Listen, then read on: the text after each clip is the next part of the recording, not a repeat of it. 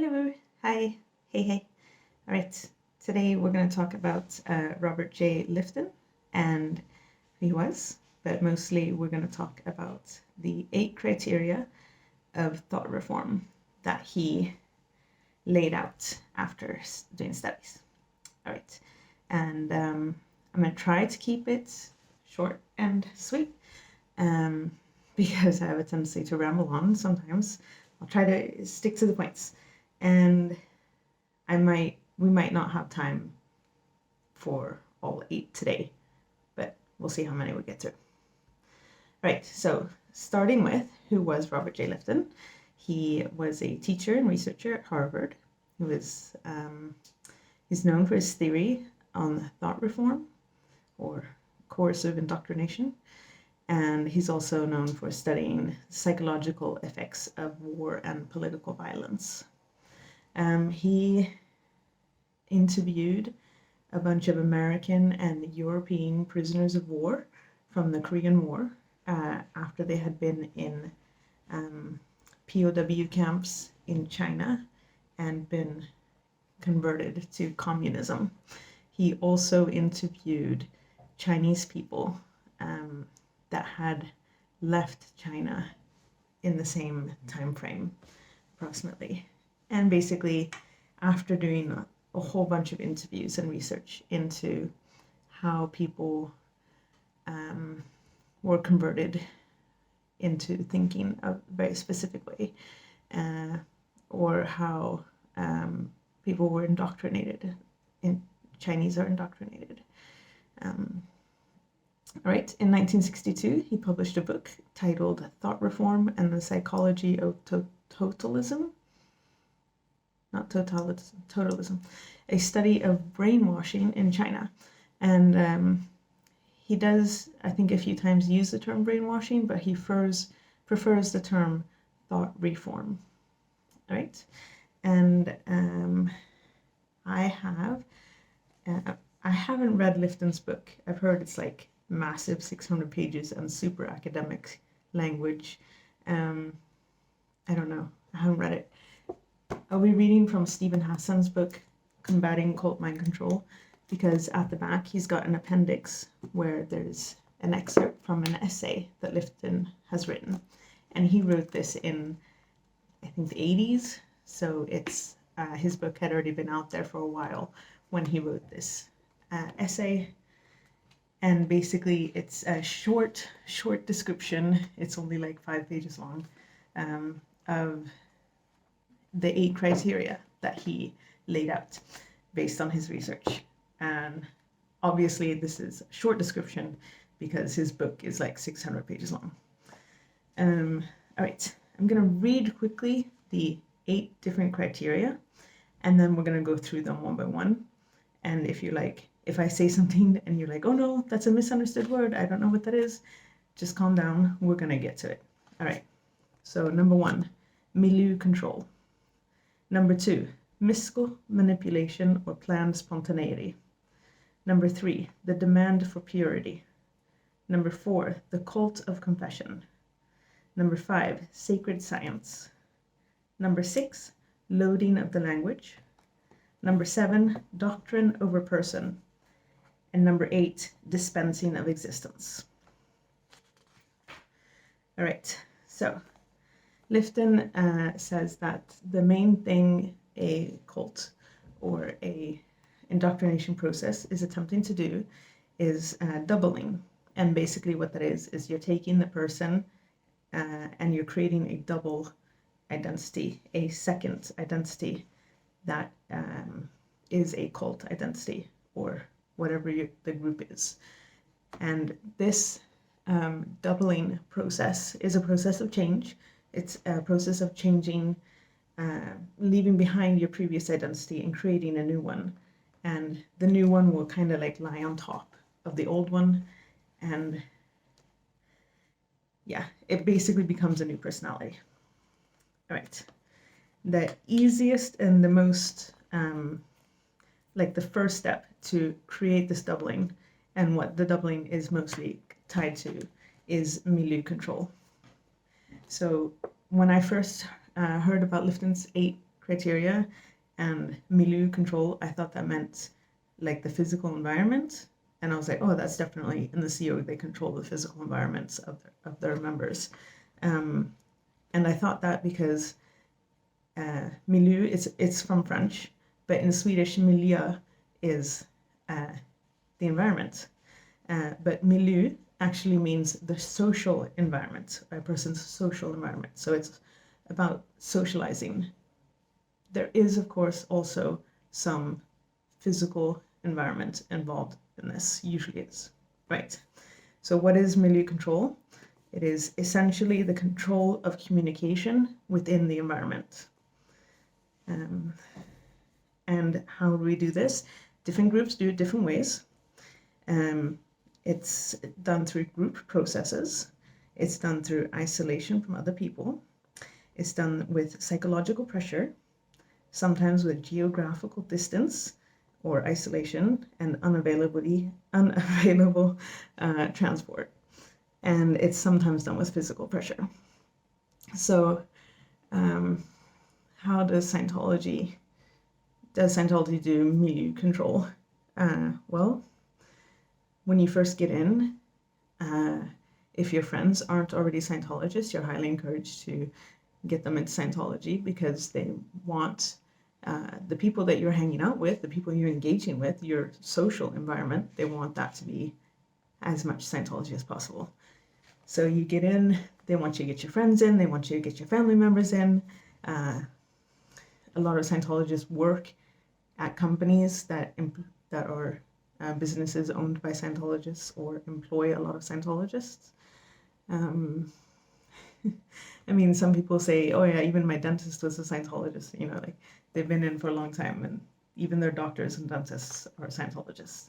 So we surround ourselves with other Scientologists, and we tend to distance from non-Scientologists. And if some of your friends are like, dude, no, that's weird, I'm not getting into that, or expressing any like critique, you usually take distance, or you disconnect. So this is the church telling you who you can and cannot be speaking to. You're not allowed to speak to suppressive people. That's like who we're speaking to. And then it's also a control of what we're saying to each other. So if Scientologists aren't complaining about Scientology to other Scientologists, I never experienced Scientologists complaining about Scientology. So yeah, you don't complain, you don't talk about certain things. Some things are, if you want to leave, you can't tell anyone. You're not allowed to tell anyone except for the ethics officer, because telling someone you want to leave Scientology is a suppressive act. So this is controlling not only who you're communicating to, but what you're allowed to communicate. And then when you have, in the Sea Org, it's even more literal, because if your family's sending you letters, they read those letters before you get them. I didn't experience this at Flag, but I know at the Gold Base, you couldn't send letters without them being read first. You couldn't talk on the phone without someone listening in. Hold for some tea. Yeah. And in the Sea Org, your geographical positioning, like where you are in the world, is definitely controlled by Scientology. If you're in the Sea Org, you get birthing, and you're not allowed to move kind of on freely on your own outside of the birthing places or outside of the bases. They have buses that will take you everywhere, vans that take you between the buildings. This is at the Flag in Clearwater, Florida, where I was raised. We weren't even allowed to walk in between the buildings. We had to take the vans. I will say it wasn't always like that, because I remember walking between the buildings. I think it was actually after Lisa McPherson died. If you don't know about that, you should definitely Google Lisa McPherson. After she died, and there were protests outside of Flag, we weren't allowed to walk between the buildings anymore. Yeah. So basically movement is controlled. You're restricted to spaces set up by the cult. A a lot of Scientologists, not Sea Org then, would also, be asked to come to Flag, to stay at Flag for extended periods of time, to go to the ship, stay at the ship for extended periods of time, which means they're going to be completely immersed in Scientology during these times. And that's also pretty common in other cults, where they'll start out with like a weekend seminar or something, and you're staying the whole weekend only surrounded by people that are in whatever the group is. All right, and we're going to go to my next note, which is basically the cults become small islands in a larger society that is generally antagonistic towards them. And this creates a we versus them mentality for the cult members. So you start, because your communication is controlled to stay within the group, you start having more and more distance to the outside, and you're told also that the outside is antagonistic. There are groups, in Scientology, we call everybody that's not a Scientologist a really bad word, WOG. It's a very nasty word. It's a slur, and it's not okay to be using. And that word is what we call everybody outside of Scientology, just putting up like a separation, like, oh, they're that. We don't mix with them. And then there are a lot of groups that, especially groups that have like missionary or proselytizing practices, where they send you out from your safe group environment out into the world to get more members in. But usually what happens is if you're a missionary and you go out and you're trying to get more members in, usually you get the door slammed in your face, or people call you rude things or something like that. And this kind of just makes this barrier between this tiny island of a group and the antagonistic society as a whole. It just increases that barrier and just makes it clear that the outside world is unsafe, the inside world is safe. All right, so milieu control, when it comes to extremes, it's not just controlling who you speak to and what you're saying with them. When it gets so extreme, it's also an attempt to manage an individual's inner communication. Basically, like policing your own thoughts. Like if you think something and you go, oh no, I'm not allowed to think that. Like if I were to think critically of Scientology, or think like, oh, these auditing doesn't really work, does it? Like, and then I'll be like, oh no, it's probably because of something I did. And so then I'm policing my own thoughts. Lifton says, this can never be fully achieved, but it can go rather far. So it's possible to always have thoughts that you can't quite control. But the milieu control is an attempt to control all the communication within the environment, and basically just keep you isolated from anything that isn't that group, that isn't Scientology.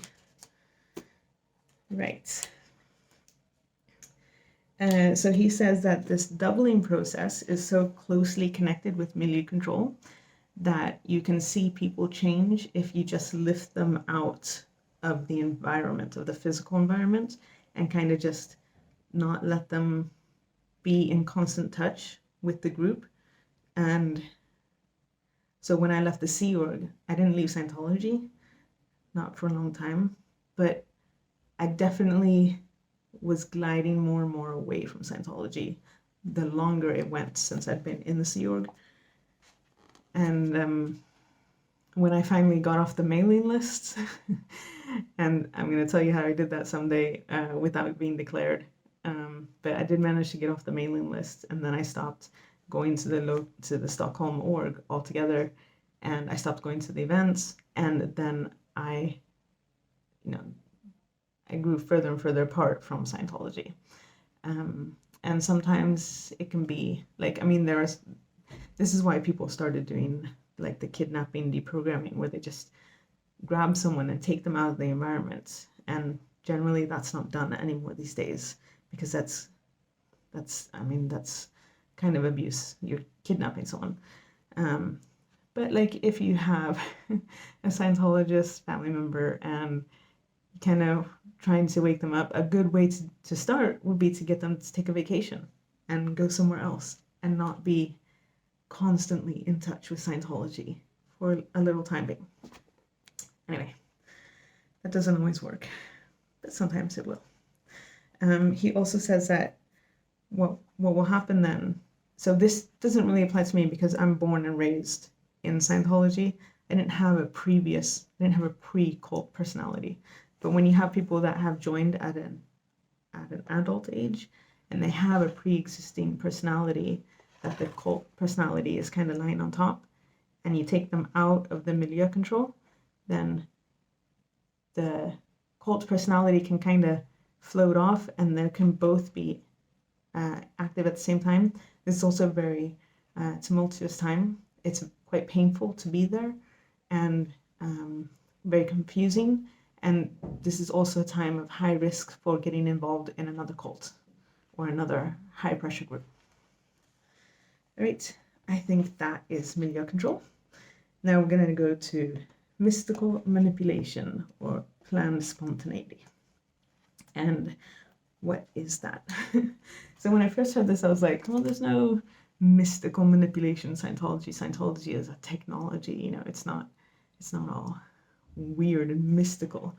But I did think about planned spontaneity. And first I'm going to read you what Lifton says, and then I'm going to talk about what I thought about. He says, it is a systematic process that is planned and managed from above by the leadership, but appears to have risen spontaneously within the environment. The process need not feel like manipulation. Obviously, I think most of the time, none of it feels like manipulation when you're being indoctrinated into a group or going through thought reform. It doesn't feel like manipulation because, I mean, Lifton doesn't get into love bombing, but we will speak about love bombing later in another video or something. There's usually a lot of love bombing going on in the beginning when you're getting involved.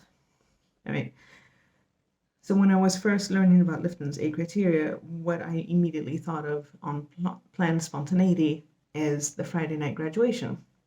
So I grew up at Flag, and I don't know if every Scientology org does this.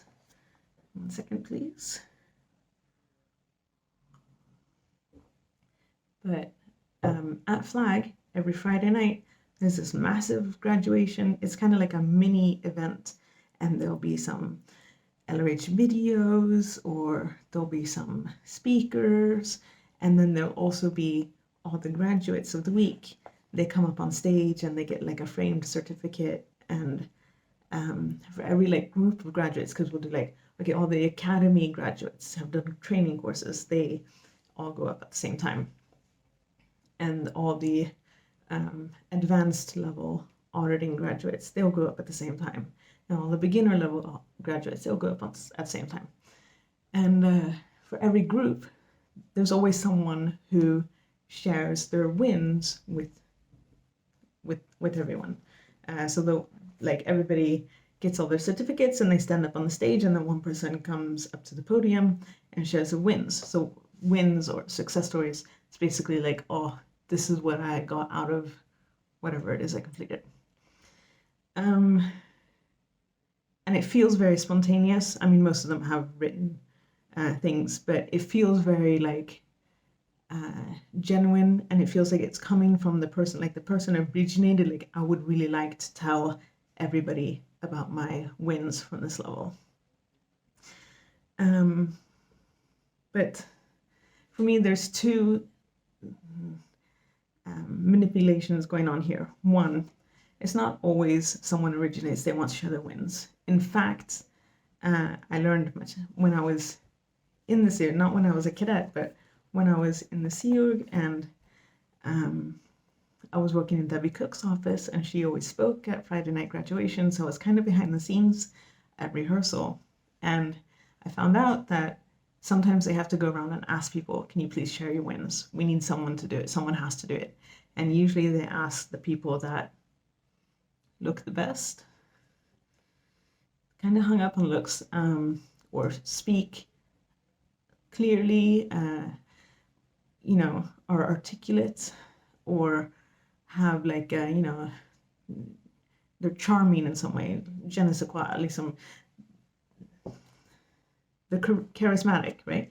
And then their wins are written down, and most times they have to be approved before they go up on stage. Okay, so that's one form of manipulation. It's not just like, oh, you know what, this was so awesome, I'm going to share my wins. What's the other part of the manipulation that goes, I think, a bit deeper?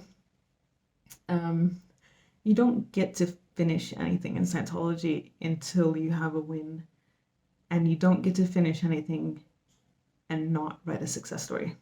So if you've paid thousands of dollars to take a course, and you're doing the course and it's shit, it's really bad, you're not allowed to go, no, you know what, this course is really bad, I don't want to take it anymore, or God forbid you ask for your money back. If you're like, you know what, none of this material makes sense, it's bad, it's, I'm not happy with it, then they're gonna, look for your misunderstood words, and they're gonna ask you to write up your OWs, your overts and withholds. Like, have you done anything against the rules that's making you feel guilty, and that's why you're not liking the course. And basically, you're stuck. You're stuck coming back to the org 2.5 hours a day, or maybe the whole weekends or whatever, and you're stuck coming back and doing it until, of course, you've taken yourself through all the material, but also until you're like, you know what, this is awesome. I love it. It's great. It's really good. Yep. Okay, and then what do? Well, sometimes there's a test, and then if you pass the test as well, then you go to the examiner, and you hold the cans, and your needle has to float. And if your needle isn't floating, which I never learned how to just make the needle float, because I had a lot of problems at the examiner, but you have to be feeling so good, or at least being able to create that good feeling in yourself to get your needle to float on the cans. If they even work that way, I don't know. And then when you're finally all done with that, you think you're done? No, you're not. You have to write a success story. You have to. And if you don't, you're going back to the classroom, you're going to be stuck there again, you're probably going to visit the ethics officer. Yeah. Could you imagine someone getting up at Friday night graduation, standing in front of everybody and go, actually, I didn't like this course at all. It was really bad. It would never happen. So that's also a form of manipulation that goes a lot deeper, that goes really into the mindset of Scientologists. It always works. And you always got to feel better, or you don't get to leave. They don't tell you that. They probably would never say it, but that's kind of the fact of the matter. All right, so that was planned spontaneity. I think I had another, I did have another comment on this, because Lifton's talking more about mystical manipulation, or in this case, manipulation.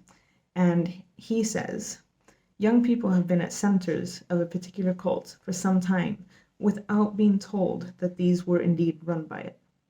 This is your front groups. This is your way to happiness, your drug-free marshals, your Citizens Commission of Human Rights. They ain't going to come out and tell you straight up front, this is Scientology.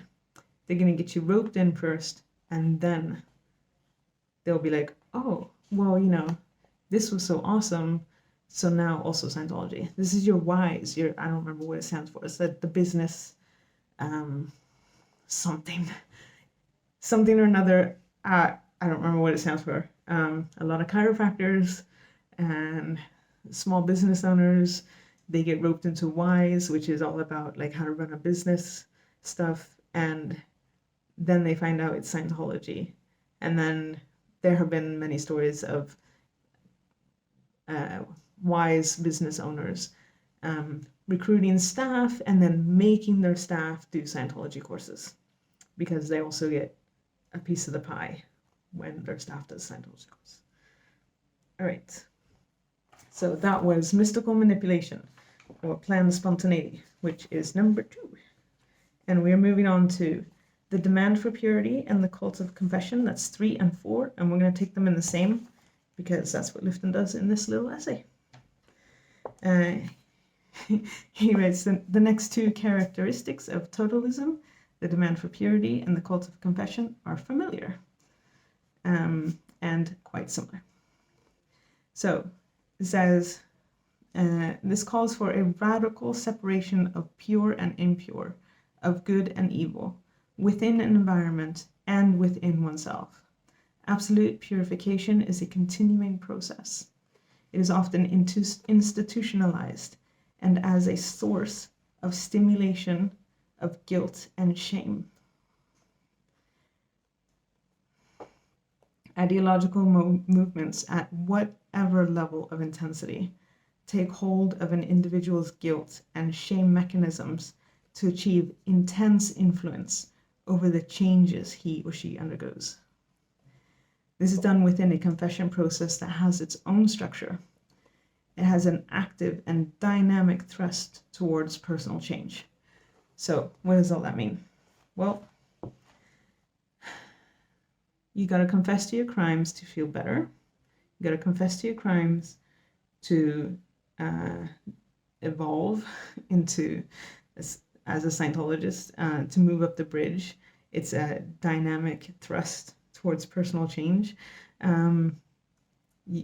If you're not doing well in Scientology, it's because you have undisclosed crimes, or maybe not crimes, but overts and withholds, which is basically, an overt is something you did that you knew you weren't supposed to do and you did it anyway, and a withhold is you didn't tell anyone about that overt that you did, or maybe you know about someone else committing an overt and you didn't say anything about it. In every step you take in Scientology, there is some sort of confessional process. It could be sec checking, security checking, which is done on the e-meter. It could be writing up your OWs. If your stats are down, you got to write up your OWs. If you're going to start a new level on the bridge, you got to do a sec check. Yeah. Scientology likes to say it's the most ethical group on the planet. Spoiler alert, they're not, but okay, but that ties into this demand for purity. They're always going on about ethics, and always going on about, the tech doesn't work if your ethics aren't in. And if something's going wrong, it's because your ethics are out. In and out is Scientology terms, like, yes, it's good, that's in, your ethics are in, that means you have high moral standards, you're following all the rules, or your ethics are out, you have low moral standards, it's not good, you're not following the rules. I feel like I don't even need to harp on about these two, because I feel like they're so obvious within Scientology. If you've ever been involved in Scientology, you know that there's a demand for purity. You know that there's a cult of confession going on. Yeah. And we're not even going to bring in the whole snitching culture of knowledge reports and all the reports that we wrote on each other when we were in Scientology. Yeah, it's getting kind of heavy. One moment, please. All right, we're going to go on to the next one, which is the sacred science. Let's see, that's number 5. Sacred science. So Lifton says that in our age, he wrote this in the 60s, but I think it's even more applicable now.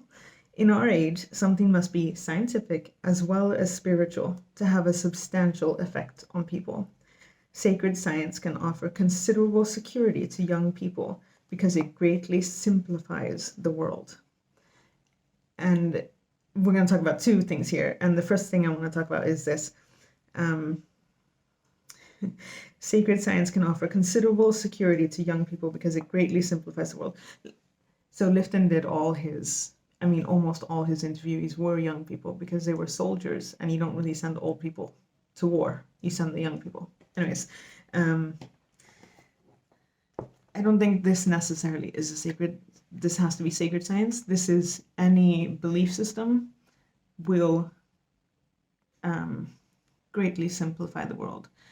In any belief system, they tell you the answers to the big questions. They tell you like the meaning of life. They tell you how to be good. They tell you what not to do to avoid being bad. Like, how do you get to heaven? How do you get to hell? They, have the 10 Commandments and the Golden Rules, and you don't have to sit and ponder existence if you're in a religion that already gives you the answers.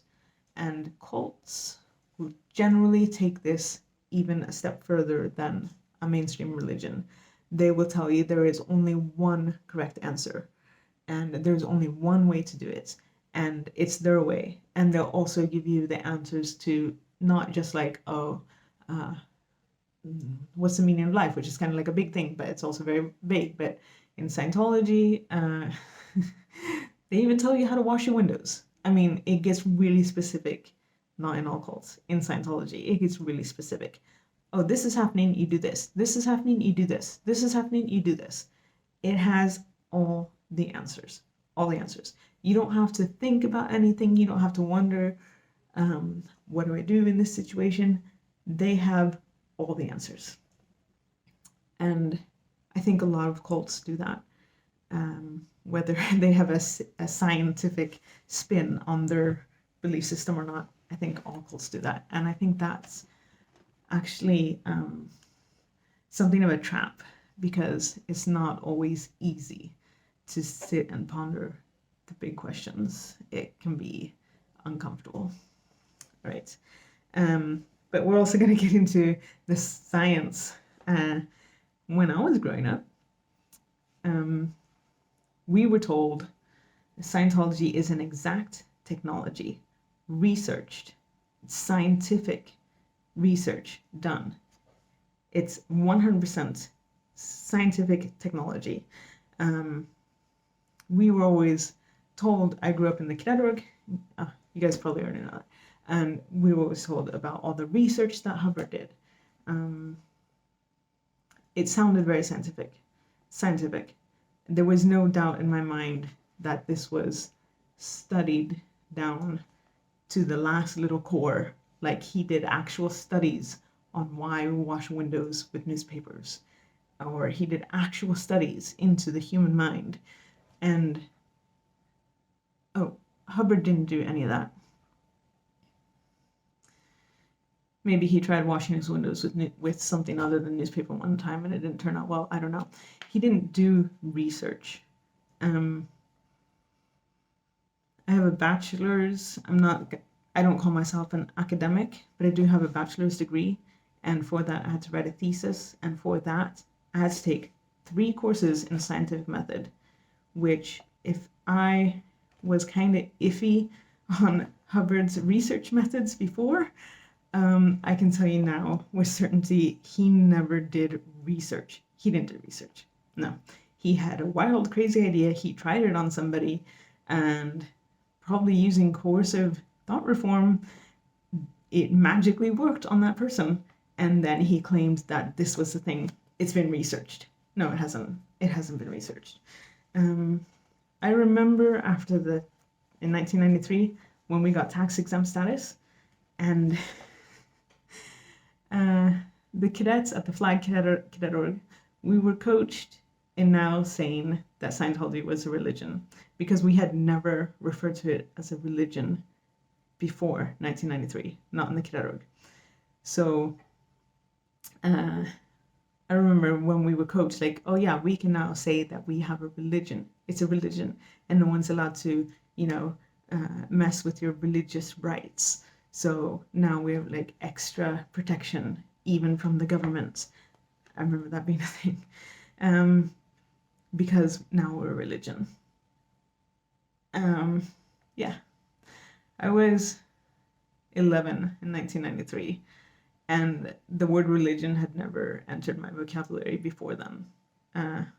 Yeah, we definitely thought it was a science. We thought it was research. We thought it was legit. Okay, we're moving on to the next one, loading the language. Let me just double check my list. Number 6, loading the language. This is kind of my favorite one, guys, because I'm not a linguist. Definitely not. I haven't studied any linguistics or and I'm not even good at learning new languages, but I'm fascinated by language. Okay. 1 second, please. All right. Lifton says, the term loading the language refers to a literalization of language and to words or images becoming God. A greatly simplified language may seem cliche-ridden, but can have enormous appeal. And here again with what makes religion and cults so appealing to people, because every issue in one's life, and they are often very complicated young lives, again, he spoke with young people, can be reduced to a single set of principles that have an inner coherence. So this is, I'm going to give you a Scientology term now, HENR. This is loading the language, okay? What is HENR? HENR is human emotion and reaction. Human emotion and reaction, that is massive. That is all your feelings. That is every way you react emotionally to anything. It is sadness, it is grief, it is joy, human emotion, it's curiosity, it's anger, it's despair, it's everything. And they boil it down to 3 letters, HENR. And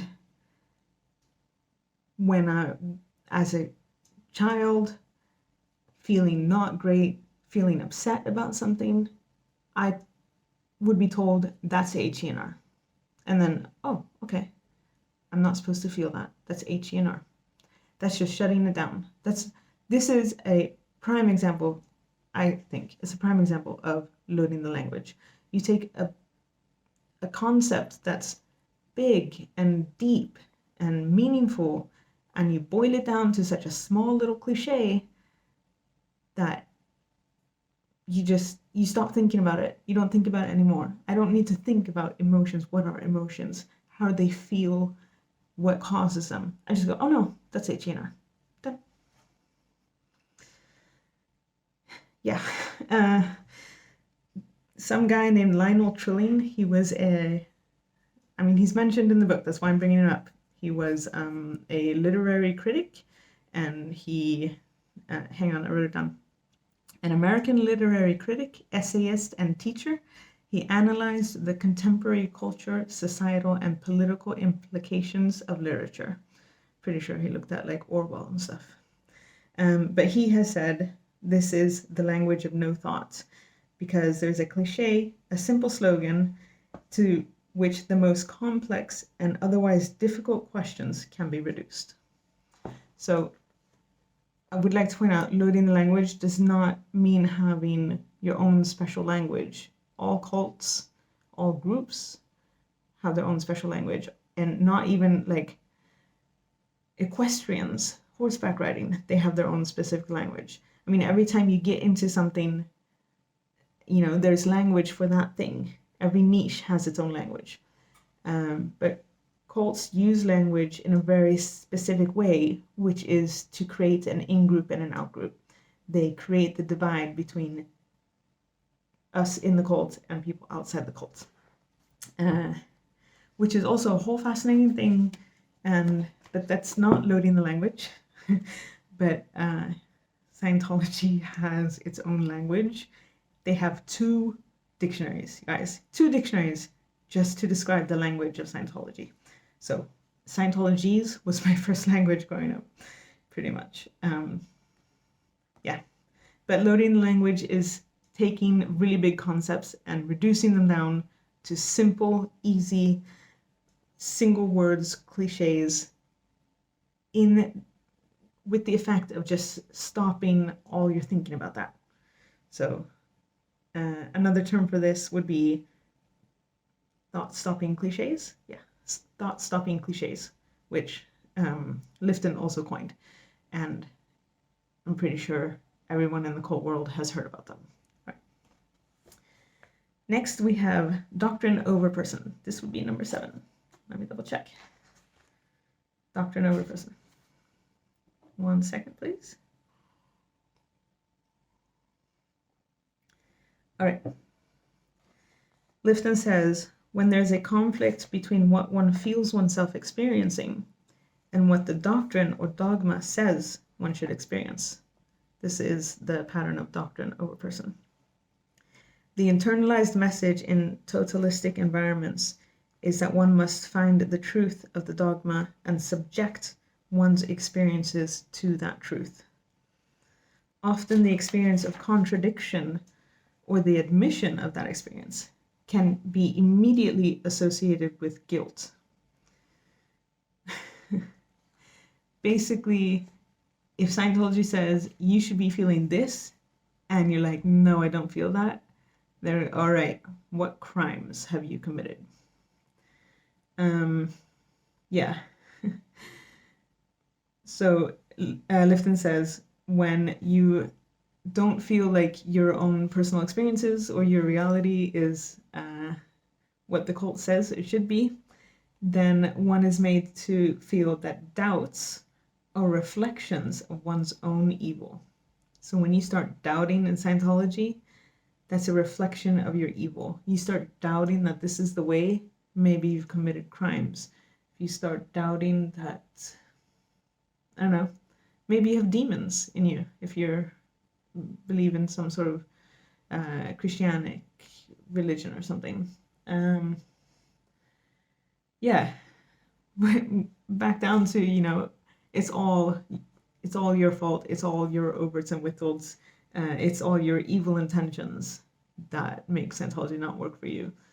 I don't know, guys, that doesn't feel right.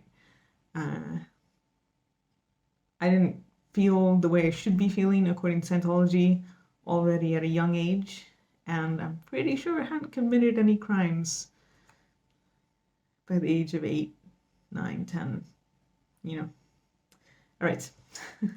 So that's, another thing, doctrine over person. Okay, so disconnection, right? Scientology says if you are connected with someone who's critical of Scientology, you have to disconnect. And Scientologists and Scientology may say that, oh no, this is not enforced. Yes, it definitely is. It's definitely enforced. It's either that or you're also bye-bye. You can't travel the bridge to total freedom anymore. You can't save your spiritual self. You can't reach spiritual salvation if you're connected with someone who's critical towards Scientology. I don't know. That's Scientology laying the rules and you follow them or you're out, which means that's doctrine over person. You don't have a say in it. You don't have a choice. Okay. The eighth one is dispensing of existence. So Lifton says that this one is the most general, as in not like specific, and significant. All right. And this principle is usually metaphorical. he does list instances of when this is not metaphorical. Heaven's Gate, the People's Temple, Waco in Texas. These were instances where the dispensing of existence was not metaphorical. Yeah, there are many other examples, but those are the ones that. Oh, he also lists Nazi Germany in this book. Yeah. There have been other instances as well, in Japan, for example. Okay. But usually metaphorical. All right. So as far as I know, Scientology hasn't committed any genocides. Pretty sure that. I'm not 100% sure they haven't committed any murders. But I think on the whole, general Scientology. Okay, well, Lisa McPherson was allegedly murdered, I guess, through neglect. I don't think that was I'm going to be devil's advocate here. I don't think that was the intention of Scientology, that she was going to die. Guys, it's kind of heavy. I'm sorry. Okay, usually metaphorical. What does Lifton say? He says, if one has an absolute or totalistic vision of truth, then those who have not seen the light, have not embraced that truth, are somehow in the shadows and bound up with evil, tainted, and do not have the right to exist. This is a being versus nothingness dichotomy. Okay, so one example is Scientologists don't feel that they have to adhere to WOG laws and rules because they feel that they don't count. Scientologists don't see non-Scientologists as fully fledged humans, beings on their own. Raw meat is something Scientologists call non-Scientologists. Raw meat. Yeah. That's not very nice. I don't know what else to say there. Okay. If you're already in the group, how does this play out? If you're placed in the second if you're placed in the category of being on the wrong side, right? Then you can experience psychologically a tremendous fear of inner extinction or collapse. So when you have people that are declared suppressive persons and they do their ATE steps to be back in standing with Scientology, or when you have someone who's told, oh no, you can't go up the bridge because you're connected with someone who's speaking out, they have an intense fear of their own salvation. I got to disconnect so I can go up the bridge, or I got to give up my eternal salvation to be connected to someone. However, when one is accepted, so when you're accepted back into the group, there can be great satisfaction of feeling oneself as part of the elite. Part of the elite. I mean, Scientology is a lot, especially in the Sea Org, about how we're the elite of the elite, the best of the best. Yeah. I think I had a note on this, but oh, yeah, I did have a note on this. Liability formula, doubt formula. So I will try to remember to link or comment a link to Aaron Smith-Levin, Aaron, at Growing Up in Scientology. He recently did a video on the punishments formulas, I think is the name of the video. So in Scientology, we have the conditions of your state of existence, and they're usually based on your statistics for the week. They can also be assigned to you. And the lower conditions, the ones that are not good, doubt. In doubt, for example, you have to look at the two groups. The group that's doing all the good, the Scientologists, and you not being part of that group. I mean, physically you might be there. You might be working 16 hours a day, but your stats are down, so you're not part of this good group. And then you have to debase yourself and talk about how horrible you are because you're not part of the good group, the group that are doing things, that are getting their stats up, that are saving the world. You want to be part of that group. And then when you get to liability, which is the next one, you have to go around asking permission from the members of the group to be allowed back in. Yeah. And in the policy letter, Keeping Scientology Working, right, there's this famous, I don't have the whole thing because I only have the part that I remember. I know it's in Keeping Scientology Working, KSW. We would rather have you dead than incapable. I believe he's talking about auditors.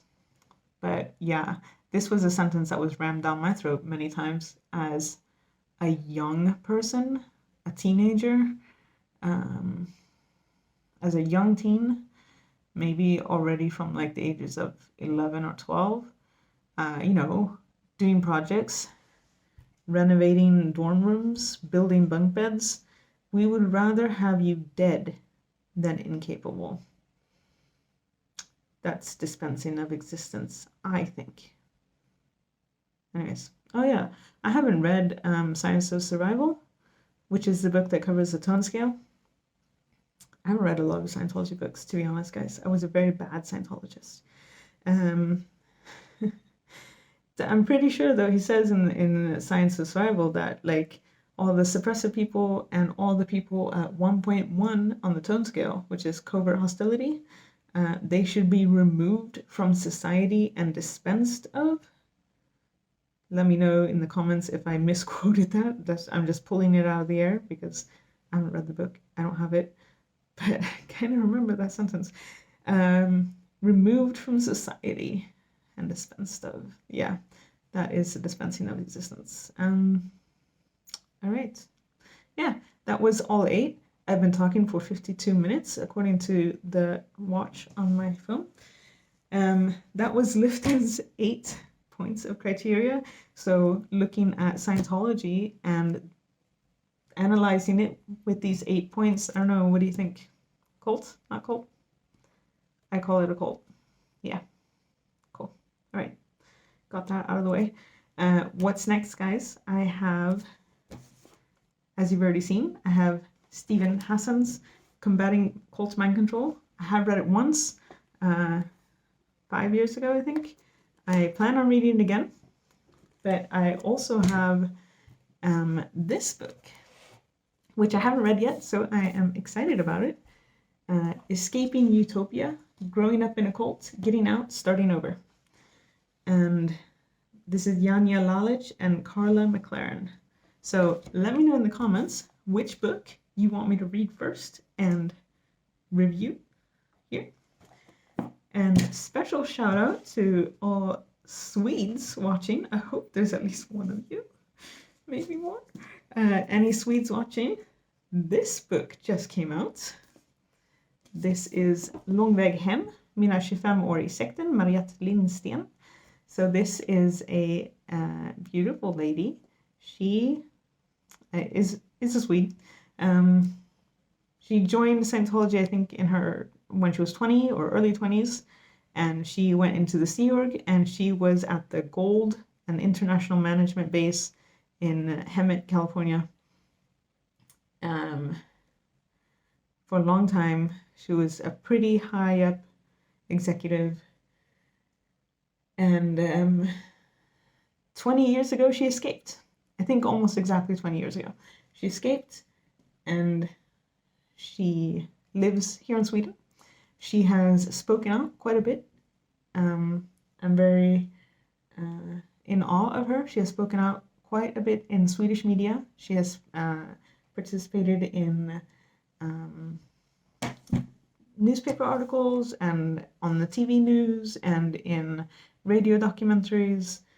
Yeah, she is also a very good writer, I would assume, because she has written a whole bunch of thriller books about cults. Like 6 books, I think. Dimön-serien. Sekten på Dimmen. Sekten som återuppstod. Sektens barn. Och sen fortsättning på Dimön. Yeah, okay. There's a lot of books. She's written a whole bunch of books, kind of like a thriller series. I haven't read it, so I don't know. About a cult. Not about Scientology, just, I don't know what kind of cult it is. But she uses her experiences of being in Scientology to be able to write a apparently really good book series of a cult. Yeah. So I also plan on reading this one soon, and I'll let you know what I think. And yeah, so if you're a Swede, go pick this one up. It was just released like 2 weeks ago, and if a lot of you told me you would like to read it in English, I will send her an email and ask her if it will be translated or not. I don't know her, so she might not answer. She might just be like, oh, this is spam, but maybe she will. I don't know. Cool. And yeah, that's all I got for today, guys. My daughter's promised to make me dinner today, so I'm quite excited about that, but I need to get out of the kitchen now so she can start. Thank you so much for listening. Thank you for holding space. Remember that mental health is important. Go to therapy, take meds, whatever it is you do, walks in nature, I don't know. Thank you so much for listening, and yeah, don't be culty. No more kids in Scientology. #.